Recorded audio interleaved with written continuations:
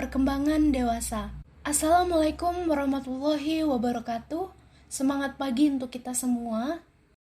Hai, kami dari kelompok 9 yang terdiri dari Harisma Damayanti, Dewi Triastuti Dendari, Dia Ayu Wahyu Nugraini, Naila Dwi Rahmasiwi. Salam hangat dari kami kelompok 9. Adapun biografi dari testi kami yaitu seorang ibu Asri Roscahaya dengan usia 55 tahun. Lahir pada tanggal 5 Mei 1967. Beliau anak ketujuh dari 7 bersaudara atau bisa dibilang anak bungsu. Pekerjaan sehari-hari seorang wira swasta atau wirausaha. Pendidikan terakhir SMK. Statusnya menikah, jumlah anak 3, dan alamat rumah yaitu Semaki Gede. Mari kita perhatikan tayangan video hasil wawancara dari kelompok kami. Assalamualaikum Ibu, saya Naila Dwi Rahmasiwi dari kelompok 9 dari mata kuliah perkembangan remaja, dewasa, dan lansia. Izin untuk mewawancara Ibu. Apakah Ibu bersedia?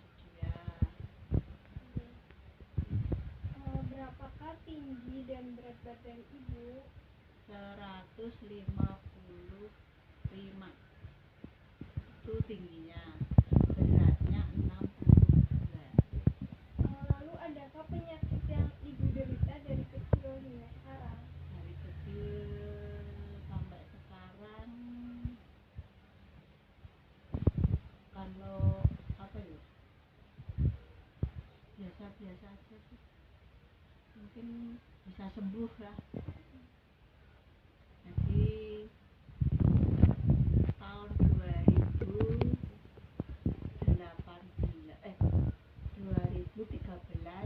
operasi minum, ada benjolan di rahim, terus sudah dioperasi sembuh. Nah, terus kemarin tuh ini apa namanya, daging tumbuh di bibir, ini juga sudah sembuh, alhamdulillah.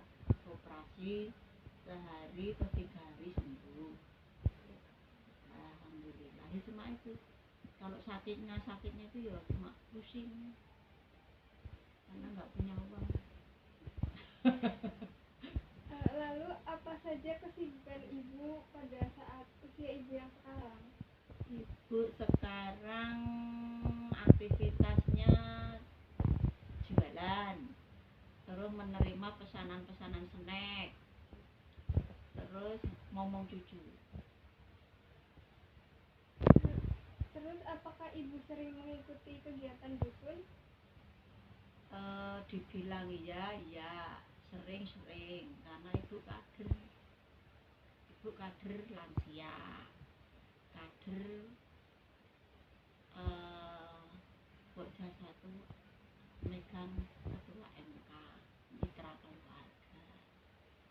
Terus ikut di kampung sini, kampung Kabi, ngurusi ibu-ibu yang belum kabin, ya itu kader lansia juga. Terus dalam menjalankan kehidupan Ibu sehari-hari yang sekarang ini, adakah kendala yang Ibu rasakan? Ada kendalanya ya kalau pas musim Ini adakah kendala yang Ibu rasakan? ada kendalanya ya kalau pas musim hujan, ibu terpaksa ya nggak berangkat kalau mau sosial itu tadi, kader sosial. Terus kalau cucu rewel, lah ibu harus berhenti aktivitas untuk menerima pesanan. Itu kendalanya kalau sambil ngomong. Terus ada nggak pengalaman masa kecil Ibu yang masih Ibu ingat? Pengalamannya apa ya? Lupa ya? Gak ada ya mbak? Lupa ya? Pengalamannya ya cuma bermain petak umpet. Terus motivasi Ibu apa ya? Ada nggak motivasi atau moto hidup? Moto hidup tuh kalau ibu ya prinsipnya semangat, jujur, bekerja keras. Ya. Terus apakah Ibu memiliki trauma? Maksudnya trauma Ya, apa? trauma masa kecil misalnya. Ada hal yang Enggak ada.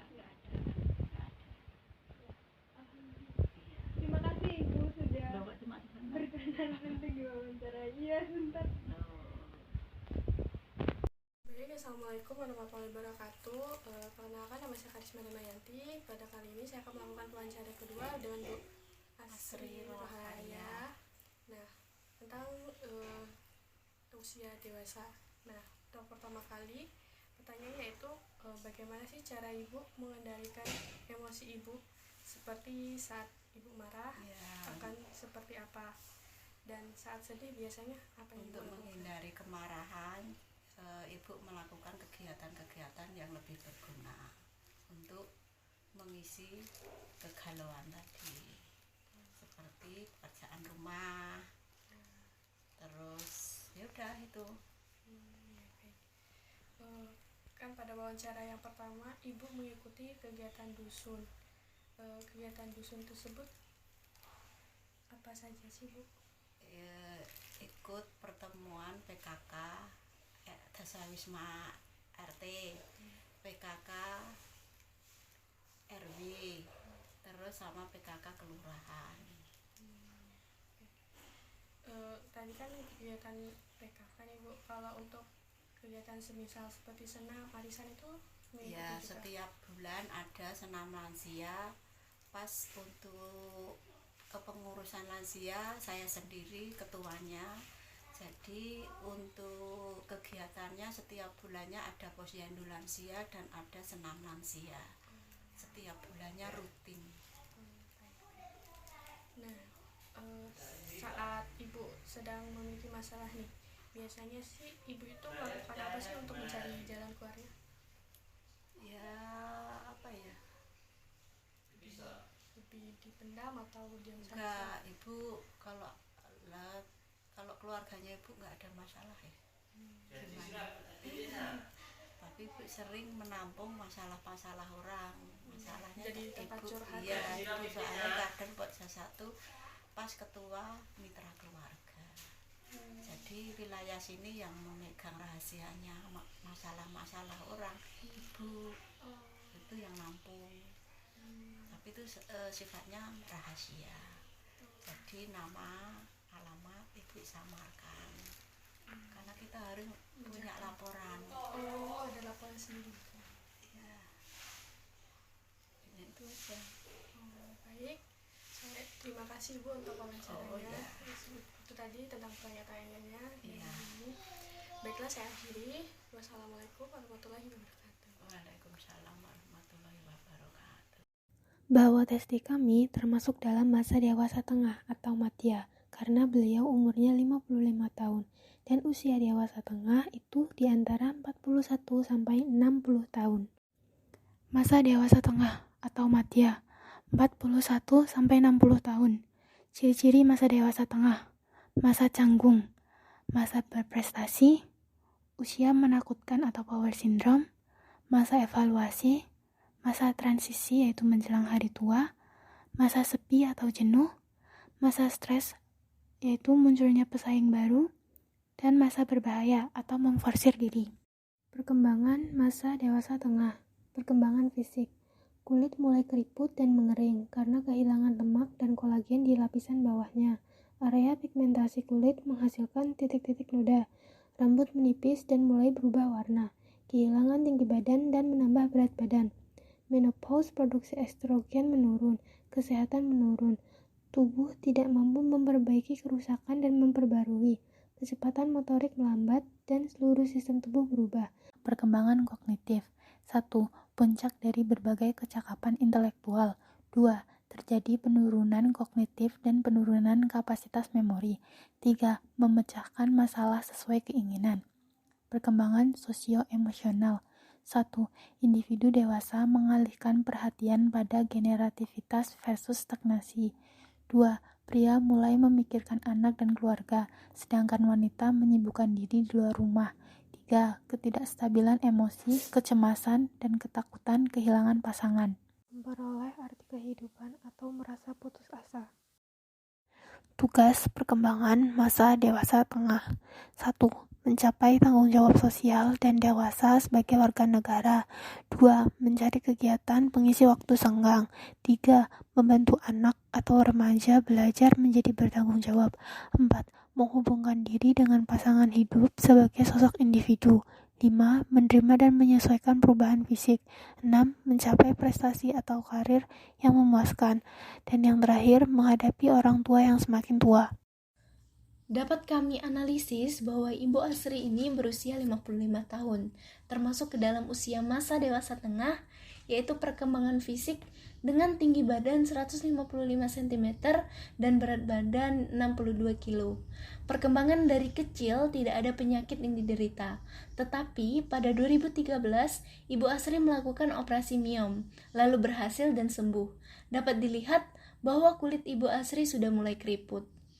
Pada perkembangan kognitif, dapat dilihat ketika kami menanyakan pengalaman masa kecil, hal pertama yang dikatakannya adalah tidak ingat, menandakan bahwa penurunan memori di usia tersebut.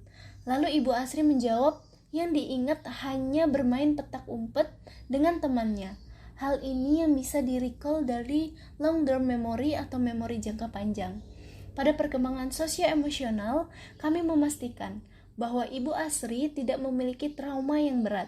Cara mengendalikan emosi dengan menghindari kemarahan tersebut yaitu dengan mengisi kegalauan dengan kegiatan pekerjaan rumah dan kegiatan lain. Ibu Asri menjadi tempat curhat dan Ibu Asri menjaga kepercayaan dan rahasia dari orang lain. Kegiatan yang dilakukan Ibu Asri seperti berjualan, menerima pesanan snack, dan mengasuh cucu. Ibu Asri juga menjadi ketua Kadar Lansia, Posyandu Lansia, PKK, Mitra Keluarga, dan Kampung KB, melakukan pertemuan PKK, RT dan RW, dan 1 bulan sekali melakukan senam lansia.